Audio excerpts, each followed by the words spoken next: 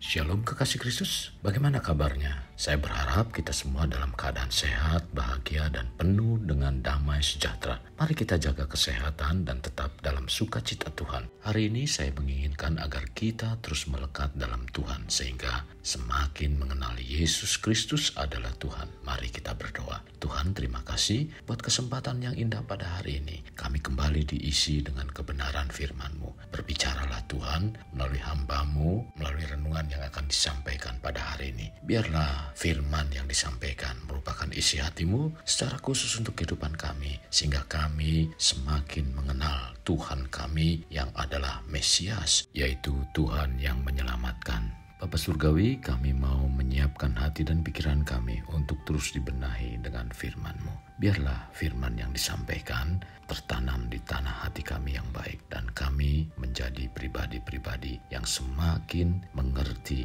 akan Yesus Kristus sebagai Tuhan dan Juru Selamat dalam kehidupan pribadi kami. Terima kasih Tuhan Yesus, ini doa kami dalam nama Tuhan Yesus kami berdoa. Amin. Melekat dalam Tuhan bertema Yesus adalah Mesias. Firman Tuhan terdapat dalam Yohanes 1 ayat 41, demikian firman-Nya. Andreas mula-mula bertemu dengan Simon, saudaranya, dan ia berkata kepadanya, "Kami telah menemukan Mesias," artinya Kristus. Kekasih Kristus, kata Mesias dalam bahasa Ibrani adalah Masyak, dari kata masak, dan bahasa Arab masih artinya yang diurapi. Kata Mesias ditulis Kristos dalam bahasa Yunani dari kata kerja krio, artinya mengurapi. Kata ini dalam bahasa Indonesia disebut Kristus, maka nama Kristus adalah persamaan dari Mesias dalam bahasa Yunani, sehingga nama Yesus Kristus sungguh berarti Yesus Sang Mesias atau Yesus yang diurapi. Kata Yesus dalam bahasa Ibrani Yehosua berasal dari dua kata Ibrani, yaitu YHVH artinya Tuhan dan Yasa artinya menyelamatkan. Jadi nama Yesus berarti YHVH, Tuhan adalah keselamatan, atau YHVH, Tuhan menyelamatkan. Perjanjian Lama memberikan janji kedatangan Mesias. Mesias berarti yang diurapi, seseorang yang diurapi Tuhan untuk melakukan penggenapan rencana keselamatan bagi umat manusia. Perjanjian Lama memberikan gambaran keilahian Mesias. Ketika Yesus menyatakan bahwa Dia menggenapkan nubuat tentang Mesias, secara langsung menyatakan keilahiannya. Sebagai contoh, Yesaya berbicara mengenai Mesias, sebab seorang anak telah lahir untuk kita, seorang putra telah diberikan untuk kita. Lambang pemerintahan ada di atas bahunya, dan namanya disebut orang Penasehat Ajaib, Allah yang perkasa, Bapa yang kekal, Raja Damai. Tercatat dalam Yesaya 9 ayat 5. Demikian juga dalam Yesaya 40 ayat 9. Hai Sion, pembawa kabar baik, naiklah ke atas gunung yang tinggi, hai Yerusalem, pembawa kabar baik. Nyaringkanlah suaramu kuat-kuat, nyaringkanlah suaramu, jangan takut. Katakanlah kepada kota-kota Yehuda, lihat itu Allahmu. Mesias dalam arti umum adalah gelar yang diberikan kepada raja-raja Israel, juga kepada para imam-imam. Kata Sang Mesias adalah Juru Selamat atau keselamatan, seperti tertulis dalam 1 Samuel 9 ayat 16.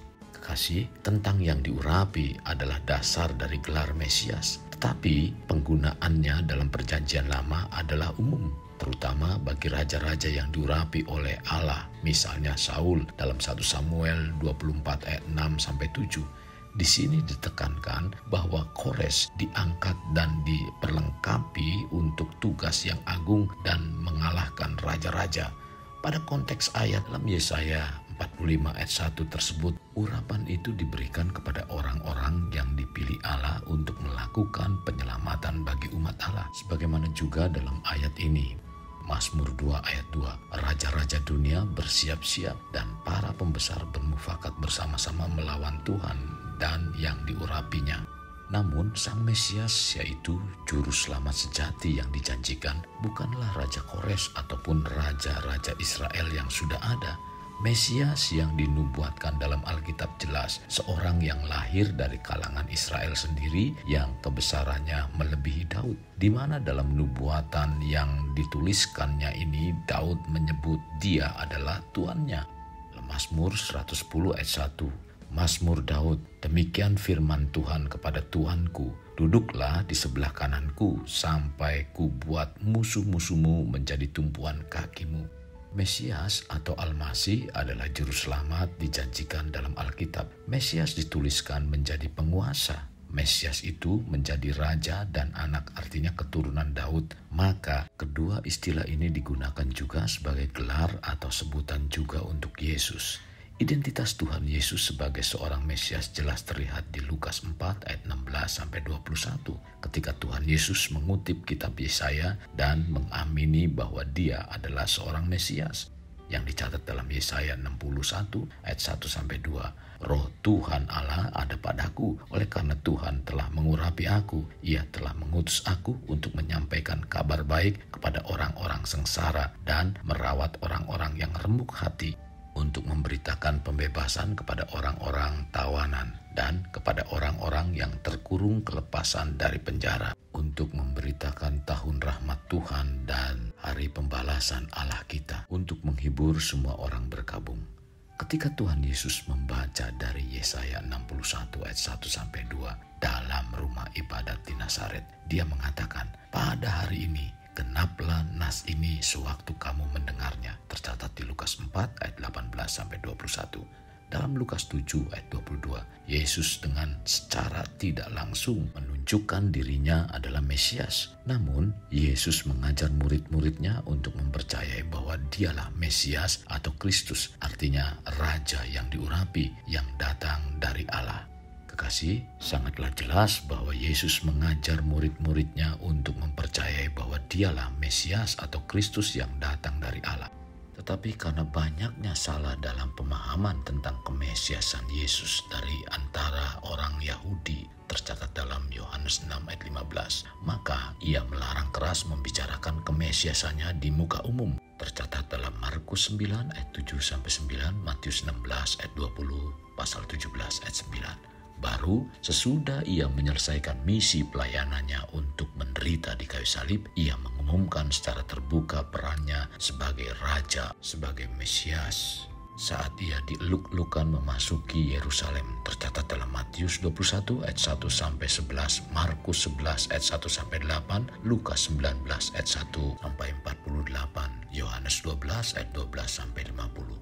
Di hadapan hakim-hakim yang mengadilinya, dengan tegas ia menyatakan bahwa memang dia adalah Mesias atau Kristus dalam Matius 26 ayat 63-64, Markus 14 ayat 61-62, Lukas 22 ayat 69-71, pasal 23 ayat 2 dan 3. Tetapi dia bukan Mesias duniawi seperti yang diharapkan orang Yahudi, sebagaimana tercatat dalam Yohanes 18 ayat 26. Penting diperhatikan, Yesus tidak mengajarkan bahwa karena dia adalah Mesias maka dia adalah anak Allah. Sebaliknya, dasar ajarannya ialah bahwa dia adalah anak Allah dalam arti yang mutlak. Sebagai perbandingan, baca dalam Matius 27 ayat 43, pasal 11 ayat 27, pasal 24 ayat 36, Markus 13 ayat 32. Dan karena dia adalah anak Allah, maka dia adalah Mesias yang sesungguhnya yang diurapi Allah. Sekarang kita sudah mengetahui bahwa Yesus adalah Mesias yang diurapi sebagai juru selamat, yaitu Tuhan yang menyelamatkan dari dosa. Tidakkah kita mau membuka hati untuk menerima Yesus dan mengiringnya dengan sungguh-sungguh?